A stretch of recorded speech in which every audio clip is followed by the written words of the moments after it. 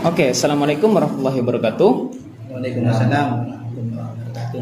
Nah, hari ini kita akan memperbincangkan masalah yang terkait dengan KIP, Kartu Indonesia Pintar di STAIS bersama narasumber kita langsung, yakni Bapak Muhammad Mardi MH sebagai salah seorang koordinator KIP di STAIS Syekhona Muhammad Khalil. Nah, jadi gini Pak, teman-teman menginginkan info lebih terkait KIP ini dan juga di sini ada beberapa kebingungan memang. Maka dari itu hari ini kita akan membahas beberapa topik yang terkait dengan ini. Oke, topik yang pertama Pak, terkait prosedur pendaftaran beasiswa KIP di STAIS Syekhona Muhammad Khalil.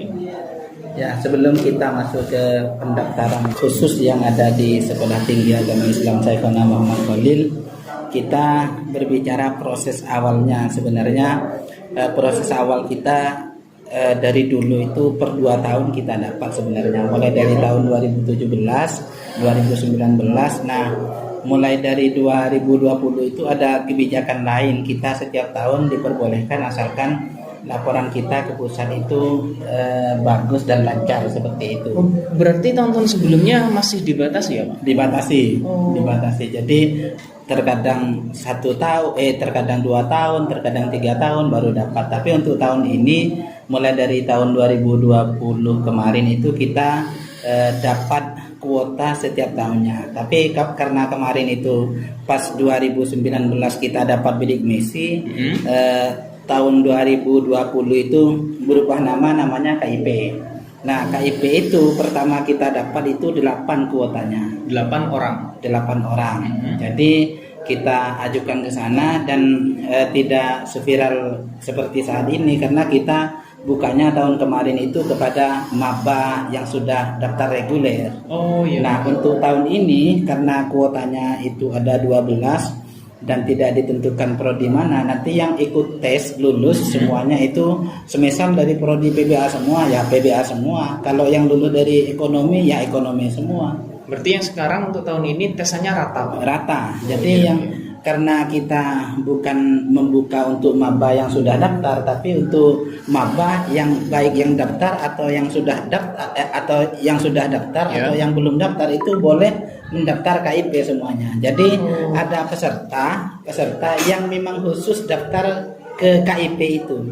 Nanti kalau tidak lulus KIP, mereka itu tidak mau lanjut kuliah di Sekolah Khalil gitu.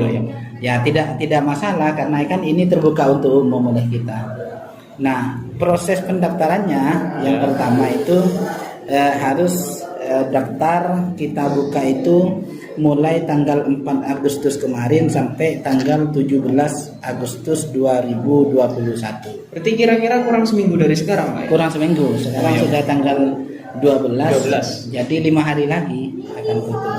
Iya Pak. Lalu cara daftarnya itu gimana Pak? Nanti orang-orang yang terkait harus datang ke siapa? Nah, daftarnya itu kita kan buka tiap hari dari tanggal 4 sampai tanggal 17 itu daftarnya langsung ke kantor pendaftaran itu PMB di sana Khalil. Di sana pasti kalau tidak ada yang jaga seperti biasanya, pasti ada Pak Rosel sama Pak Ismail yang menerima di sana. Iya Pak. Ya. Berarti terkait prosedurnya sebenarnya mudah ya Pak ya? Sangat mudah sekali, tapi tidak online. Oh iya Pak. Harus offline. Oke. Nah, jadi yang selanjutnya Pak, ini ada calon mahasiswa lulusan 2018 tapi bukan dari jalur SMA atau SMK. Nah, ini masih ada peluang nggak Pak untuk mendapatkan beasiswa KIP? Karena kan memang dari tahun-tahun sebelumnya tepatnya di tahun 2018 ya Pak. Karena memang itu meleset tahunnya ya. Nggak ada beasiswa. Nah, itu masih ada peluang nggak Pak? Nah, sebenarnya peluangnya tahun kemarin sama tahun 2019 sebenarnya. Kalau tahun ini karena batasi maksimal itu 2019, 2020 dan 2021 lulusannya. Jadi kalau 2018 itu sudah tidak diperbolehkan. Tapi masalah syarat itu bukan dari SMK, SMA, enggak masalah asalkan dia lulus akademik, memiliki ijazah yang diakui yang legal oleh negara. Iya, diakui oleh negara. Oke Pak, berarti di sini beasiswa KIP nggak memandang lulusan mana ya Pak, tapi daftar tahunnya itu ya Pak, daftar tahun KIP itu. Daftar tahunnya, karena KIP ini kan dites nanti walaupun dia dari paket semester, Ya, Pak. tapi secara kualitas akademiknya bagus, ketika dites itu lulus juga. Ada kesempatan lulus KIP. Ada kesempatan lulus KIP walaupun dari paket semisal. Iya Pak, ya Pak. Oke, berarti ini saya kira sudah jelas. Nah, ini terus ada lagi Pak, sebagian yang nanya gimana sih langkah-langkah survei untuk calon mahasiswa yang dalam kategori kurang mampu. Jadi ini saya kira ditujukan untuk akademik ya Pak. Ya. Cara menyurvei atau memilah orang-orang yang memang mampu, yang memang cocok untuk diberikan KIP dan juga kurang mampu gitu. Ya. Cara surveinya. Terima kasih. Jadi dari pusat itu sebenarnya sangat sederhana. Kalau anak itu memiliki kartu KIP dan orang tuanya memiliki kartu PKH, berarti dia berhak untuk mendapatkan itu. Surveinya sangat mudah sebenarnya kalau dari Kemenak sendiri. Tapi begini, kita karena yang daftar itu banyak, sekarang 30 lebih kayaknya itu yang daftar. Untuk yang tahun sekarang ini? Iya, kuotanya 12 orang. Jadi kita seleksi berkas itu harus lebih ketat. Setelah itu nanti seleksi interview dan akademiknya. Nah, akademiknya itu nanti kita seleksi, setelah lulus baru kita survei ke tempat masing-masing. Yang pertama itu yang menjadi patokan utama adalah pembayaran rekening listriknya. Oh iya Pak. Iya. Berarti ini nanti langsung dijabani ke rumahnya ya Pak istilahnya? Iya. Oh. Berarti memang benar-benar ketat dan sistematis. Ketat, karena ya selain bebas biaya kuliah, dia kan dapat uang saku 700.000 per bulan. Per bulan itu Per Pak? bulan. Bukan per semester? Bukan. Jadi tapi uangnya dikasih per semester 4.200.000 langsung 6 bulan.